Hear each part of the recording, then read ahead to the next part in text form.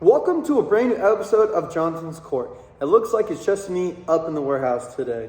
So, thank you guys so much for tuning in. You know, the NBA podcast came out yesterday. Woo! You all thought Riley was here by himself? You are wrong. I know it. We are in the midst of the NFL season. We're halfway through. But the NBA season just started. Yes, it did. Pacers is kicking off tonight. We're excited. Just want to give a little shout out to our Pacers teams here. I know we will have future podcasts about basketball as we get further into that. But I'm excited. It is a great time. If you're a sports fan here, move over, Riley. We are in person. We are hyped. We're ready to go.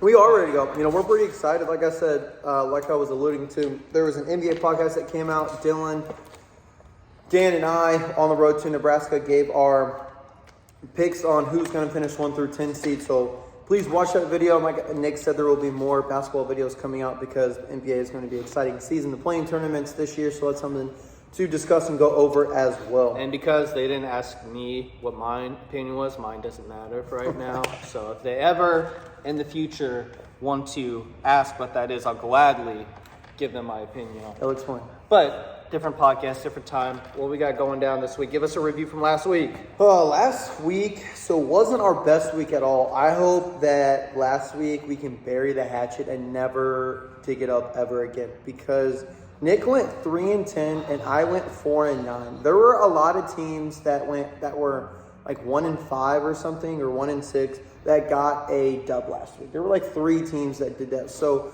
when you have something like that, those are the underdogs definitely getting the win, and we're not expecting that. You know, yes, Nick went 3-10, I went 4-9. There was one game that decided that flip of why I have one more win than he does. But before we get into that, because I know Nick really wants to discuss this because it happened to the Cleveland Browns and the Indianapolis Colts, my total record is 57 wins and 49 losses. Nick is at 52 wins and at 38 losses. Those losses are starting to creep up a little bit. They are, but that's because last week was a fluke. And I think this week we'll get back on to it and in the right direction. But what happened this Sunday? I didn't get to watch it. I know Nick said he was watching the game. It was between the Browns and the Colts. Give us a little rundown and what you kind of thought of what happened at the end of that game. Well, I knew going into this week, I believe, that this was going to be a close game, and it was. Very competitive game, very high-scoring game. That's the part that I didn't see coming, was that it was going to be a very high-scoring game. Whoever bet on this game over, under-wise, if you bet on the over, good for you guys, but many people bet on the under. I think they broke the over at halftime. The final score was 38 to 34. 34? Okay. Yes. And honestly, this was the game that made me go 3-10 and him 4-9. But score was 39 to 38, actually. 39 to 38. I'm sorry. That's Jeez. right. That's right. That touchdown. That's crazy. Put them over. Sorry, go ahead. But it wasn't just a close game. It wasn't just an entertaining game. Why we want to discuss it is not just because we're home or anything like that, or I'm home or anything like that. There were 2 absolutely egregious calls at the end of that game that had no business being called. Illegal contact on Darryl Baker. Pass interference on Darryl Baker. Both while guarding Amari Cooper. Illegal contact happened on 4th and, I don't know what it was. Let's just say 4th and goal. Maybe 4th and 10. 4th and 8. Like that, yeah. Something like that. We had gotten a sack fumble and recovered. Game was over because it was under a minute. Flag. Illegal contact. Puts them at 1st and goal. Not 1st and goal, but maybe another 10 yards closer because I don't think they were quite within 10 yards yet. Mm-hmm. Okay? 1st down happens, stop them. 2nd down happens, stop them. On 3rd and whatever, the yard to gainage, Philip Walker throws it to the back right corner of the end zone, and guess what? Another flag gets thrown. Pass interference. Sometimes you take pass interference, if it was pass interference. Not when the ball is thrown into the stands. Whoop! That's not catchable. Just like that ball. It's not catchable. No one's back there. No one was in the back of the end zone. If you were Andre the Giant, you couldn't catch the ball. You couldn't have been Odell Beckham Jr. and stayed in bounds and have caught that ball. Wouldn't have happened. Ball was uncatchable. Yet they throw the flag. And not only that, they actually stopped to Ew. review the play.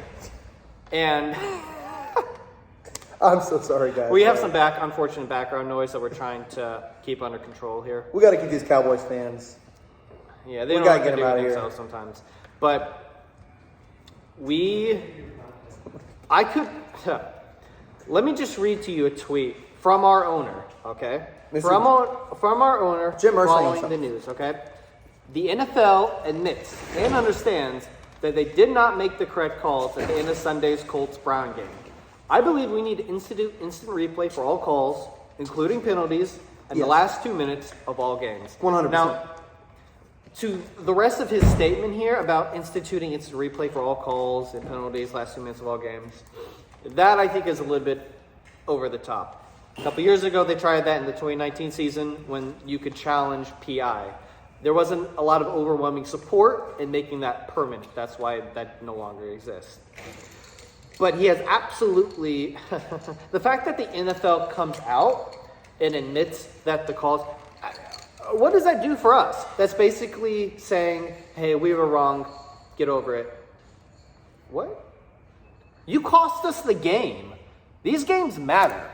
Every single game of this season matter. Not the ones at the beginning, not the ones at the end. All 16 games matter. And I'm sorry. It got me riled up. And I want to read another quote, too, by Stephen Holder, who's a Colts writer for The Athletic. He's a former beat writer for the Indy Star.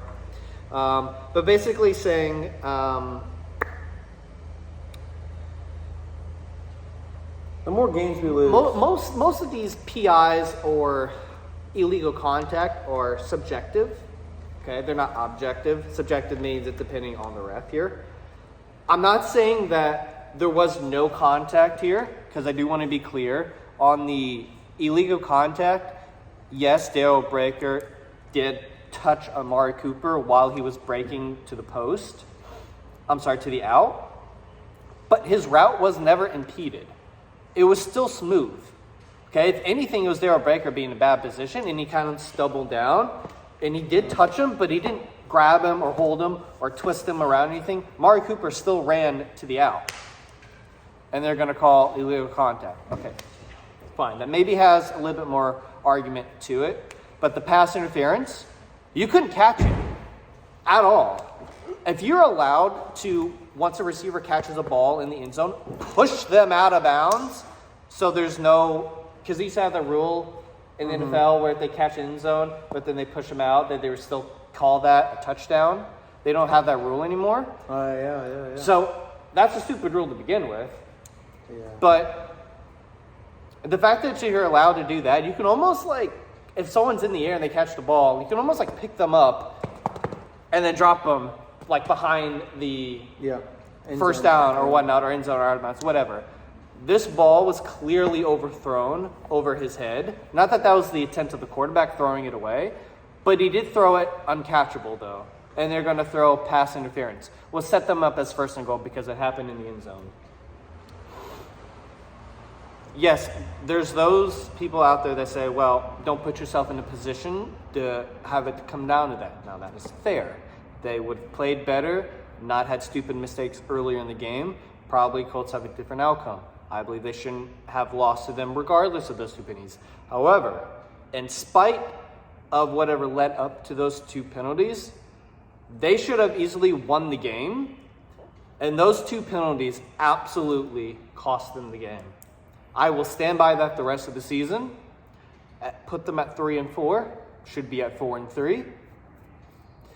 And I just think it's absolutely... I think refs have too much input later in the game, or it's not consistent. Because there's other games that we watch where refs swallow the whistles and they let them play, which I'm okay with. Backyard football, just let them play a little bit. As long as it's even, let them play, especially in that crunch time. But it wasn't egregious. If it was egregious, okay, I live with it, okay? Then that player cost us the game. But this isn't on Darryl Baker, because it was very ticky-tacky of a call. Very objective. We know who the refs had on money line. We know. It was the Browns. It just makes it worse that the NFL came out and admitted that these refs made a mistake.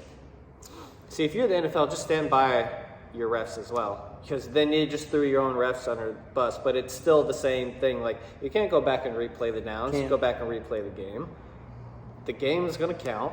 You got to make the right call when you're in that situation.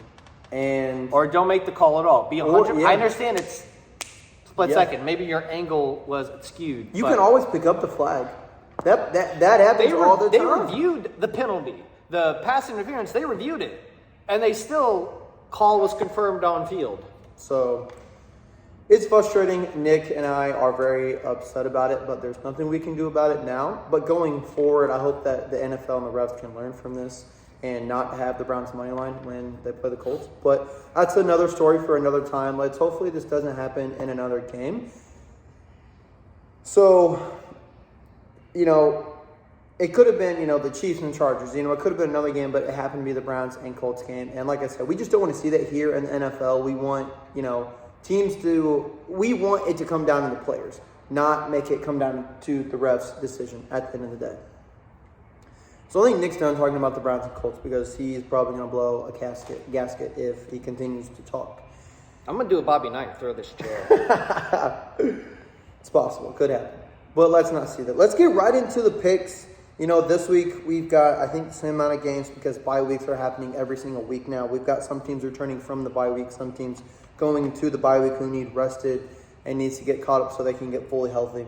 So on Thursday Night Football, we've got the Tampa Bay Buccaneers coming in and playing the Buffalo Bills. The Bills lost to the Patriots last week, 29-25, I believe the score was, and him and I both had the Bills winning that. The Patriots just haven't played so well. Everyone thought it was a Mac Jones issue. Is it a Mac Jones issue, or is it just the Bills played that bad? Tampa Bay Buccaneers, did they win or lose last week?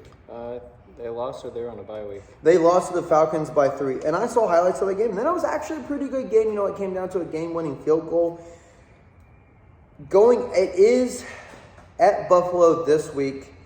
I love both quarterbacks. I do love both teams, actually.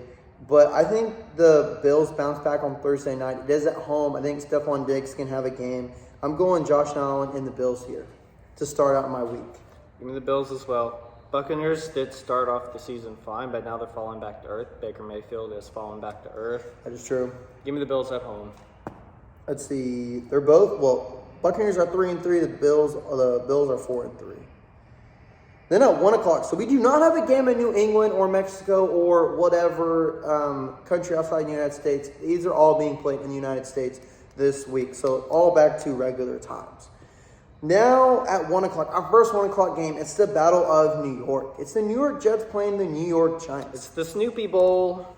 It really is. Now this game could go either way. Tyrod Taylor, beat the Commanders 14-7 last week. The Jets have a great defense. Are the Jets able to shut down Saquon Barkley? I believe they can. It's a home game for both of them here. I'm going the New York Jets. It's a pick-em game for me. Need a coin? I'm going to go with Riley's pick. Give me the Jets. On the road at home. Well, technically, it's got the Giants listed as home team, but we'll see what fan base buys more tickets. Giants. So New York is a Giants town. That is true. The Jets just live there. It's just like the Lakers and the Clippers. 100%. It's a Lakers town. The Clippers just live there. They rent it out. I just rent. Let's go play a game here. Next, you've got the Jacksonville Jaguars coming and playing the Pittsburgh Steelers. Mike Tomlin is now, 7-0 coming off a bye week. They won last week, which I did not have them winning. Neither did Nick. Jacksonville Jaguars have been playing pretty good. They are 5-2, and the Pittsburgh Steelers are 4-2. This is a home game for the Steelers, but Jacksonville played pretty well with, not sure how Lamar Jackson was going to play with his knee issue. Played pretty well, actually. It kind of worked out in their favor because who did they play last week? I can never remember anything. They played the Saints, so they were able to beat them 31-24 on Thursday night. Yeah. And that game was actually tied. The Jaguars let the Saints come back, and then the Jaguars were able to win that game. So it was a very close game. They did let the Saints come back, but I believe that Jaguars can go and get a tough win on the road at the Steel Curtain. I'm going to Jacksonville Jaguars here. It's in Pittsburgh. It is. Give me the Steelers at home. Kind of horrible pick. Not- TJ Watt I- is I'm pretty not- good. Your money, not mine, but I'm going to go with the Steelers. Doesn't make me easy because the Jags are rolling, but give me the Steelers. Next, you've got the Philadelphia Eagles coming and playing the Washington Commanders. Nick, I'll let you go first here. Eagles. All right, that was a pretty easy pick then. Now, with him saying the Eagles that fast, I will definitely be picking the Eagles as well. But I think this game's going to be a lot closer. That NFC East showdown, it's always, those teams play a little bit closer and a little bit tighter when they play each other. But the Eagles have a really good defense. I think Jalen Hurts, they won to the Dolphins last week on Monday Night Football. Were able to, kind of get their feet back under them. They were able to land, and they're going back flying. So I'm going to have to go with the Eagles here as well. Do we have another? All right, we do have another 1 o'clock game. This is the surprising 1 o'clock game. It's the Los Angeles Rams versus the Dallas Cowboys. I'm surprised they're not playing at 4 o'clock or 4:25. I never would have thought that this game would be at 4:25. Because it's in Dallas. Oh yeah, it is. No, yeah, you're right. So, Nick, I'm going to let you go first again here. The Cowboys are coming off a bye. The Rams are coming off a loss to the Steelers, who they should have won that game. Who bounces back? And do the Cowboys, it is at home for them. Jerry Jones will be in attendance. The Dallas cheerleaders will be in attendance. Who wins this game? In recent history, the Rams have had the Cowboys' number, just like the Niners have had the Cowboys' number, whether it's home or away. So go ahead and give me the Rams over the Cowboys here. This is where our first pick is going. No, that's our second pick that we're going to disagree on. I'm going to Cowboys here. They are healthy. They're coming off of a bye week. I think that they're able to, count their stars, count their blessings, and make Jerry Jones happy, at least for this game. So I'm going Cowboys. Doesn't mean it's going to last, but this week I'm picking the Cowboys. Dang, holy cow. Man, we got so many 1 o'clock games, and that is so awesome. Next, you've got the Minnesota Vikings playing the Green Bay Packers. This is an NFC South showdown. The Minnesota Vikings were able to get a win. So it's an NFC North. North, that's what I meant. You said the Packers and the Vikings? Yep. I will take the Packers at home. Packers are at home. Yes, they are. The Vikings got probably their best win of the season last week over the 49ers. They did. Kirk Cousins showed up. But that's not going to happen twice in a row. Give me the Packers.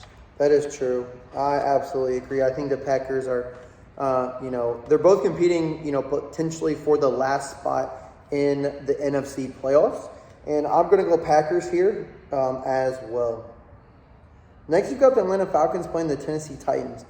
Nick, does the Titans, the AFC South team, do they get a win here? Does Derrick Henry finally, turn on the Jets or something? I don't want him to turn on the Jets. I don't want Tennessee to be successful. True. It's at home for Tennessee versus the Falcons. Falcons have been rolling pretty good this season. They have. I'm actually going to give the Falcons the nod here on the road. This is another nail biter for me, another coin flip, another your money, not mine. I'm going to go with the Falcons, but I don't feel good about it. Understand, it's definitely a coin flip for me as well. Since it's at home for Tennessee, I think, Derrick Henry does kind of start to turn into himself a little bit, get the gears going. I'm going to Tennessee Titans. We'll see what happens, though. Should be a close game, like Nick said. Then our next 1 o'clock game, holy cow, we still have 3 more. It's the New England Patriots coming in and playing the Miami Dolphins. Yes, the Patriots played a little bit better, but I still got the Dolphins winning this one. I'm going Dolphins, and we're going swimming. How about you? We're going to do the Dolphins. This game is always entertaining for some reason between Patriots and the Dolphins at Miami. Give me Miami in a bounce-back game for them for sure. I think they put up a lot of yards against New England. Oh, for sure. I absolutely agree with you there. Then our next 1 o'clock game is the New Orleans Saints coming in and playing the Colts. I'll let you go ahead and go first here, Nick. Do the Colts bounce back? Do the Saints play very, well on the road? Kamara's back. Michael Thomas is playing pretty well. They are 3-4, and the Colts are both 3-4. So somebody here is going to be an even 500. Saints are a good team. They're better than what their record says that they are. Agreed. They have an absolutely good defense. The question relies actually on the quarterback, but Derek Carr is still really good. But we have been okay versus Derek Carr and the Raiders in the past. Been okay.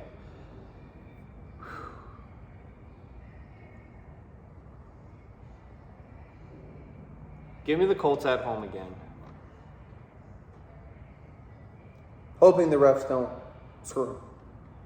I don't feel good about this as well. That's a tough pick for me because I think the Saints are better than the Browns, and a lot of stupid mistakes led to various points in the game against the Colts that led to our eventual loss outside of the egregious penalties. But give me the Colts at home.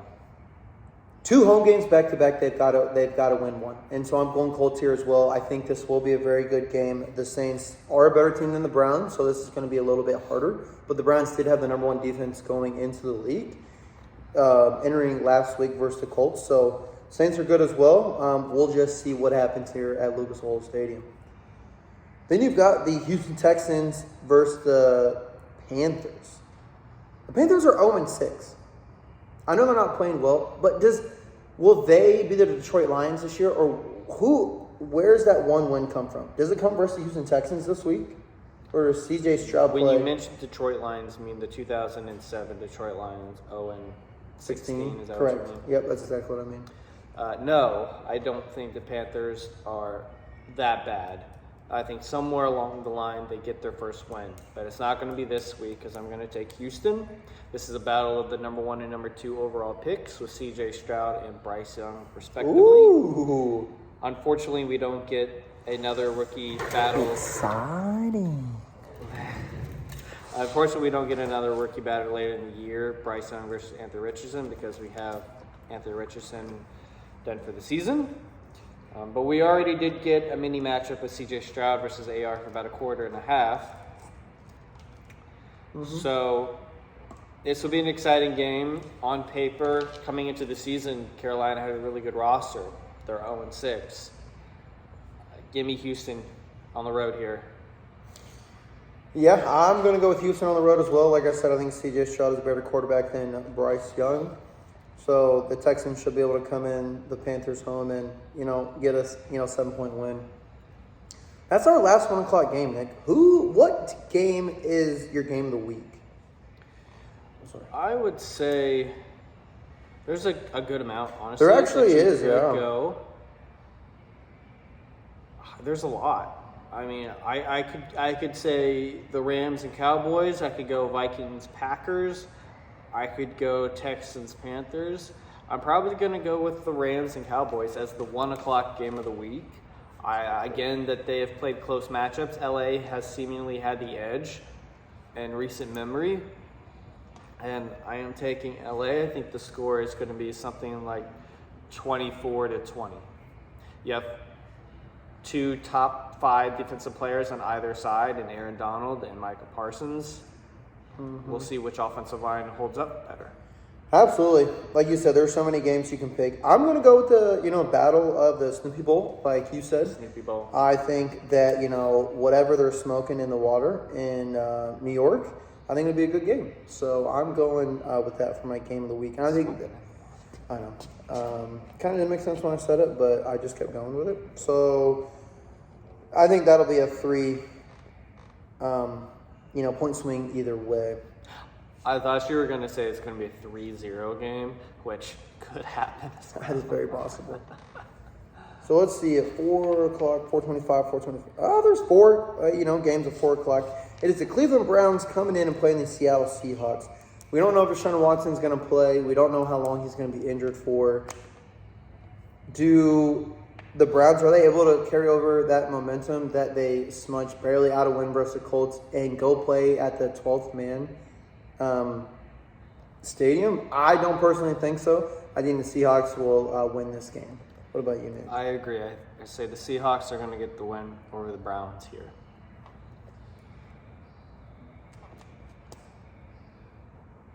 I said Seahawks. Meant Seahawks. Then you've got the Cincinnati Bengals coming off a bye, going into a pretty hard matchup with the 49ers. Man, it's like, the 49ers bounce back, not having is it Trent Williams who isn't playing yet for their offensive line? I know Deebo Samuel's not there yet. But the Cincinnati Bengals, this is a coin flip for me. This is my 425 game of the week.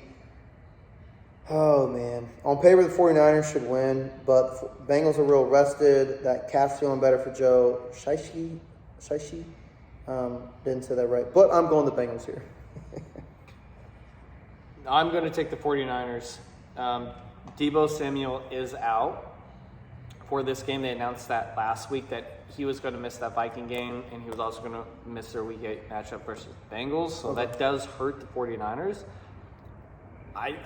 I think for some people, this was probably a Super Bowl potential matchup for this year, Bengals and 49ers. True. For one side, it doesn't look like it's trending that way, but there's still another half of football season to go. There's still really good teams. I'm going to go the 49ers. I don't think they're going to lose back-to-back weeks like that. Makes sense. If they lose back-to-back weeks, do we start to question Brock Purdy? He has had some very, very questionable fourth quarters in both of their losses that they had. So actually, they lost back-to-back games. I don't think they're going to lose 3 in a row. Is one of them. Because they were 5-0. Yeah. So I don't see them losing 3 in a row. Brock Purdy is looking like he's come down a little bit.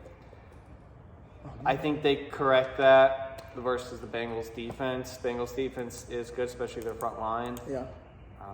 See what happens. But I think I'm going to give the 49ers this nod here. It's a close game. This will be an exciting game to watch. Yeah, absolutely it will be. Then you got the Kansas City Chiefs playing the Denver Broncos. I just think the Denver Broncos. I think Sean Payton is just like, hey, you're my quarterback, and I'm moving on from you after this year. I don't know what happens, to be honest, but something has to change depending on how the season ends for the Broncos. But this should be a pretty easy game for the Chiefs, especially if Swifty's traveling on the road. I'm going Chiefs here. Yeah, this is a no-brainer. Give me the Chiefs on the road here.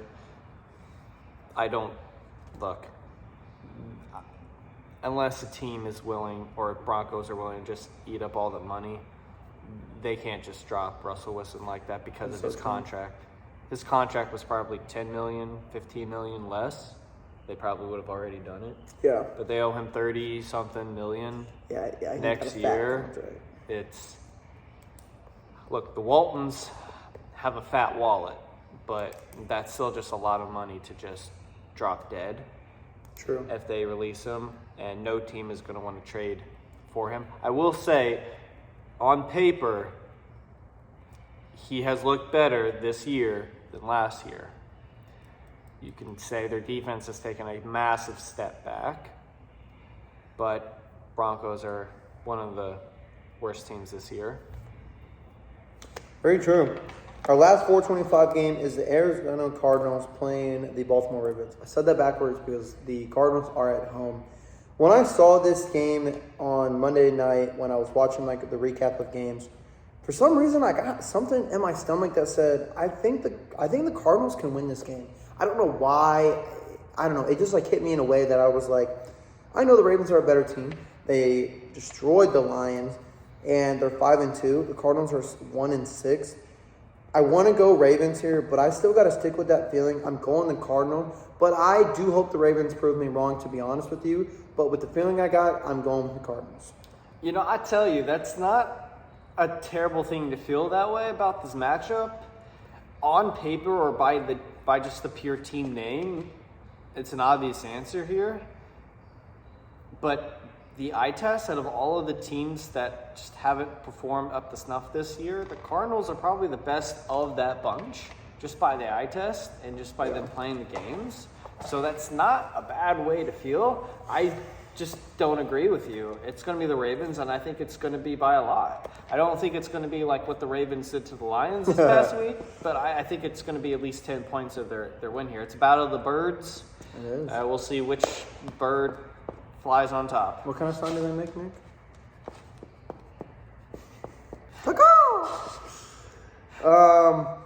Game of the week for the 425 is obviously the Bengals and the 49ers. So, that's my pick. What do you think? Unless you want to go Browns, Seahawks, or Chiefs and Broncos? It's the Bengals and 49ers. That's the 4 o'clock time zone game of the week. Should be some good 4 o'clock games, though. And honestly, that score, I'm going to say a little low score. I'm going to go 20-17 with the Bengals and 49ers. Absolutely. Sunday night, we've got the Chicago Bears coming in and playing the Los Angeles Chargers. Now, who set that up? I'm a little confused myself because odd matchup. On paper, the Chargers should win this game. The Bears, Justin Fields is not playing. Their he's not? Backup quarterback is playing. Oh, I didn't realize that. Unless he's healthy, but I could have swore, I think Dylan told me that he's out for 2 or 3 weeks, so I don't believe he's playing. I could be wrong, guys, so don't trust every word I say on here. Do your own research as well. But even if Justin Fields is playing or not, I'm still going the Chargers here. And I think the Chargers are going to make this a close game in the first half, but I think they pull away and they're able to should win by 10 to 13 points.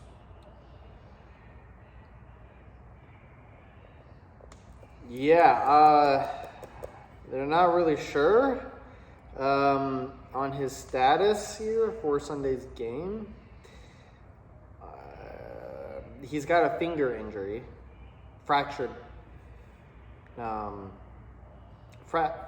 finger injury, but there's a report here from Bleacher Report that says he's unlikely to miss time with a fractured finger, but it's probably going to impede his throwing ability, depending on which hand he injured it in. So I'm going to say his status is up in the air. Up in the air. I'm going to take the Chargers at home here. I'm sure Khalil Mack is wanting a little bit of revenge for his former team. So I'm going to take the Chargers here. Although if Herbert doesn't end up playing this game, I don't like the Chargers at all. So this is really dependent on Herbert's status. As of right now, I know we have to lock it in regardless of injury status. True. But as of right now, with Herbert playing, I'm picking the Chargers. If I knew today that he was out, I would probably swing for the Bears. Glass half full type of guy. Herbert is going to play. Give me the Chargers.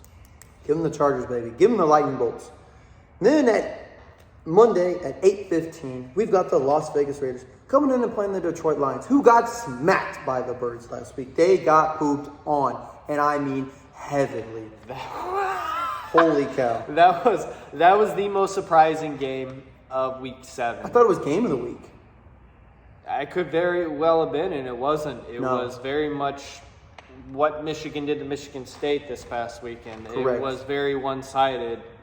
We didn't see that coming in at all. It gives us now cause to pause with the Lions. It's fine if they lost. It's another to get absolutely rained on by the Ravens. They are 5-2, so not the worst. A really good record actually. And the Raiders are 3-4. Give me the Lions over the Raiders. It's at home. They definitely. Raiders are. Who knows what you're getting? I don't even know if Jimmy Garoppolo is even playing or whatnot. Yeah, that's very true. I don't know if he is. Even if he was playing, even the Lions. In a bounce back game for them at home. 100%. Primetime game. Yeah, I think Jared Goff is going to shine, and the Lions are going to get this win. So that's it, everybody. Last week was our worst week yet picking, and this week it's going to turn around. Let us know how your records did. Were they as bad as ours? Did you go 13-0? I bet you didn't. But thank you guys once again. If you did, please leave your name in the subscription. Yeah, so we can tell your picks. But I probably still wouldn't because I picked my own picks here. But this episode's coming out tomorrow morning, tomorrow afternoon, and then the weather should be nice and beautiful for us to go play some basketball tomorrow. So be on the lookout for those videos as well. Because there won't be very many of them left because it will be getting colder. So that's all we have for you today. Catch you guys later. Please subscribe.